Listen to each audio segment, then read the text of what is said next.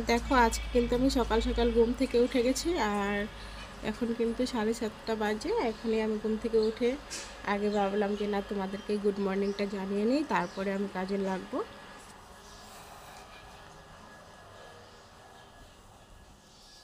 তাহলে hi friend, good morning, welcome back to my channel. আর আমার চ্যানেলে তোমাদেরকে মোস্ট ওয়েলকাম জানিয়ে আজকের ব্লগটা আমি স্টার্ট করছি।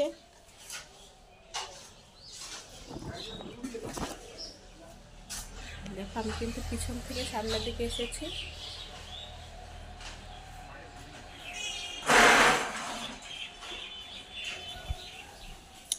আর যথারীতি আমাদের মিস্ত্রিরাও এসে গেছে। আর এই যে দেখো রিদ্ধিও ঘুম থেকে উঠেছে।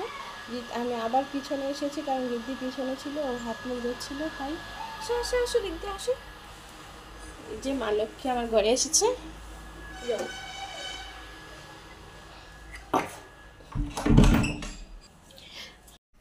হ্যাঁ ফ্রেন্ড, দেখো আজকে কিন্তু আমার সঙ্গে সঙ্গে গোলু আর রিদ্ধি দুজনেই উঠে পড়েছে। এই যে দেখো গোলু আর এই যে দেখো রিদ্ধি, ওরা কিন্তু ভীষণভাবে দুষ্টুমি করছে। এই যে দেখো আজকে কিন্তু একটা স্পেশাল দিন, আজকে হচ্ছে বড়দিন 25শে ডিসেম্বর। আর এই দিন থেকে কিন্তু দিনগুলো আস্তে আস্তে বড় হতে থাকে। তাই ভাবলাম সকাল সকাল সবাইকে বড়দিনের শুভেচ্ছাটা জানিয়ে আজকে ব্লগটা আমি স্টার্ট করি। সকাল সকাল যেহেতু গোলু আর রিদ্ধি উঠে গেছে, তাই কিন্তু ওদেরকে একটু মধু খাওয়ানোর জন্য আমি একটু বাটিতে মধু ঢেলে নিচ্ছি, কারণ ওদের ভীষণই ঠান্ডা লেগেছে। এটা কিন্তু একদম পিওর মধু, চাক ভাঙা মধু, বাড়িতে নিয়ে এসেছিলো তাই রেখে দিয়েছি। আর মধুটার মধ্যে কিন্তু আমি লবঙ্গ আর তুলসী পাতা দিয়ে রেখেছিলাম ভালো থাকবে বলে। উনি মধুটা নিয়ে এসেছিলো, উনি বলেছে যে ভালো থাকে, অনেক বছর ভালো থাকে, তাই আমি দিয়ে রেখেছিলাম, কারণ অনেকটাই রেখেছিলাম আমি। এবার হয়ে যাবে। এই যে দেখো একটা গোলমরিচ পড়েও গেছে। চলো ওদেরকে আগে 1 চামচ করে খাইয়ে আসি। আর শীতের সকালে কিন্তু মধু খাওয়াটা ভীষণই ভালো। রান্নাবান্না শুরু হয়ে গেছে, ভাত হয়ে গেছে। আর এদিকে দেখো নিরামিষ সবজি বসিয়েছি, হয়ে গেছে প্রায়। এবার এর মধ্যে কিন্তু ডালের বড়িগুলো বেজে রেখেছি, আমি দিয়ে দিব। আর এদিকে মোবাইলের জন্য গোলু ভীষণভাবে কান্না করছে।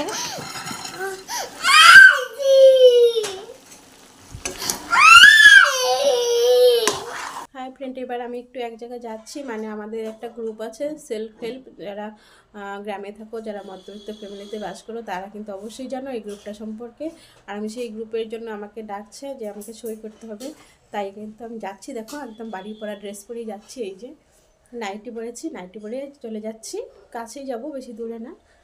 আর রিদ্ধি যাবে না, রিদ্ধি থাকবে বাড়িতে। চলো তাহলে। এই যে এবার বাড়ি যাচ্ছি, কাজটা হয়ে গেছে।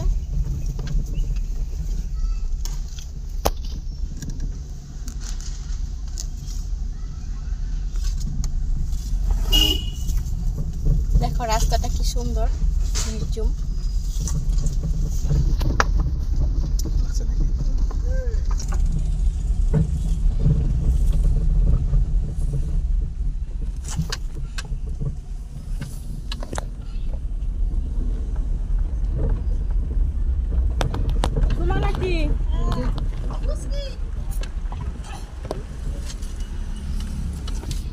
এই যে বাড়ির রাস্তা, আবার বাড়িতে ঢুকবো।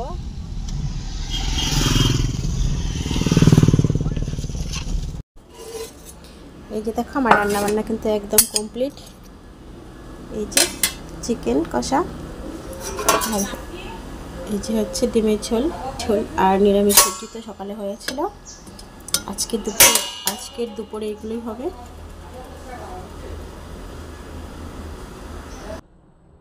হাই ফ্রেন্ড, এখন কিন্তু একদম বিকেল হয়ে গেছে। আর দেখো এই মাত্র আমি চান করে এসেছি, একটু লেট হয়ে গেছে আজকে, তাই চুলটা এখনো ভিজে আছে।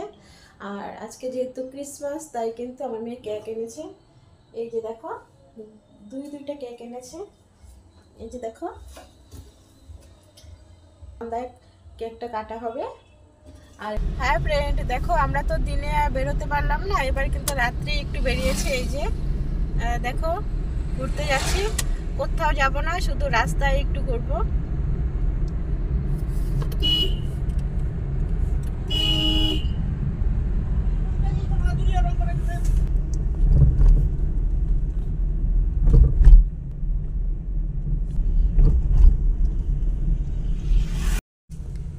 এবার কিন্তু একদম টাউনে চলে এসেছি। এই যে দেখো, টাউনের উপর দিয়ে যাচ্ছি, যাব আমার একজন মাসির বাড়িতে, মানে মাসির দোকানে।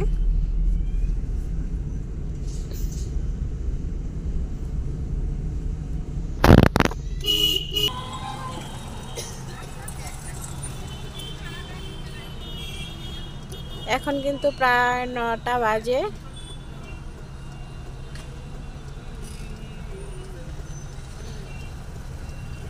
ট্রাফিকে দাঁড়িয়ে আছি আমরা।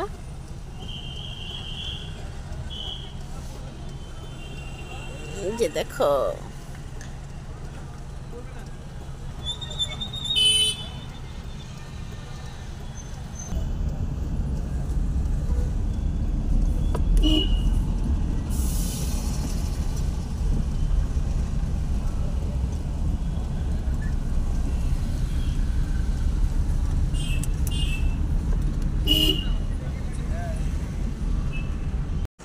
ওকে পাঠিয়েছি একটু পাঁপড় আনার জন্য। আমার না পাঁপড় ভীষণ ভালো লাগে, আর আমি যখনই কোথাও যাই আমার পাঁপড়টা না খেলে ভালো লাগে না। তাই আমি গাড়িতে বসে কিন্তু পাঁপড়ের জন্য বায়না করতে থাকি যে আমাকে পাঁপড় এনে দাও, আমি পাঁপড় খাবো।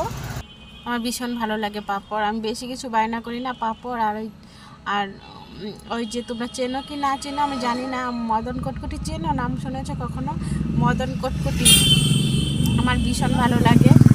খুব বেশি বায়না করি না, আমি যেগুলো কম পয়সার জিনিস সেগুলোই বায়না করি, আর আমার এগুলোই পছন্দ।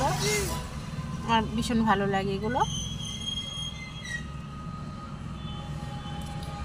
আর আজকে কিন্তু আমাদের ভীষণ ঘুরতে যাওয়ার ইচ্ছা ছিল। আমার মেয়েটার শরীরটা বেশি ভালো ছিল না, আর ওরও কাজের চাপ ছিল প্রচণ্ড।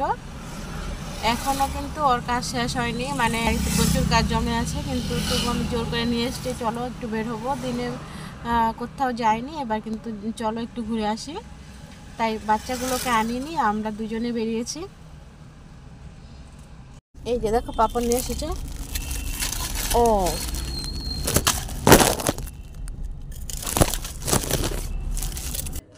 হাই ফ্রেন্ড, তাহলে আজকের মতো ব্লগটা আমি এখানে শেষ করছি। আবার দেখা হবে নতুন কোনো ব্লগে। ততক্ষণ তোমরা সুস্থ থেকো, ভালো থেকো, টাটা।